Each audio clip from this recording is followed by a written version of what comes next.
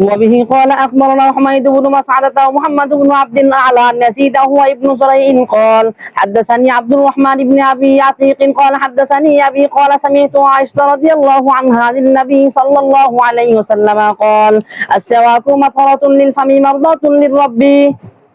উম্মুল মুমিনিন হযরত আয়েশা রাদিয়াল্লাহু তাআলা আনহা বলেন, রাসূলুল্লাহ সাল্লাল্লাহু আলাইহি ওয়াসাল্লাম বলেছেন, মিসওয়াক মুখের পবিত্রতা অর্জনের উপকরণ ও আল্লাহ তাআলার সন্তোষ লাভের উপায়।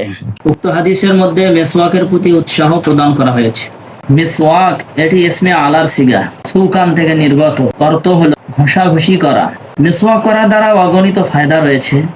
আল্লামা শামী রহমাতুল্লাহ আলাইহি ৭৭-এর বেশি ফায়দা তেনার ফাতাওয়া শামীর মধ্যে উল্লেখ করেছে। তিনি বলেছেন, আদনাহা ইমাতাতুল আযা আনিল ফাম, আলাহা তাযকুরুশ শাহাদাতাইনি ইনদাল মাউত। তিনি বলেন, সবচাইতে ছোট ফায়দা তা হলো মুখের দুর্গন্ধ দূর হবে, এবং সবচাইতে বড় ফায়দা হলো মৃত্যুর সময় কালিমা নসিব হবে। অতএব আমরা মিসওয়াক করব, সুন্নাত আদায়ের জন্য করব, সওয়াবের নিয়তে করব।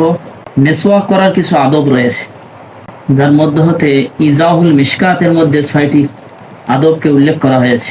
1 নম্বর, মিসওয়াক কনিষ্ঠ আঙ্গুলের মতো মোটা হবে এবং 1 বিঘত লম্বা হবে। 2 নম্বর, পেলু অথবা এ ধরনের কোনো গাছের শিকড় দ্বারা মিসওয়াক হবে। 3 নম্বর, ডান দিক থেকে মিসওয়াক শুরু করব। 4 নম্বর, মিসওয়াক নরম হওয়া। 5 নম্বর, 3 বার মিসওয়াক করা, প্রত্যেকবার পানি দ্বারা ধৌত করা।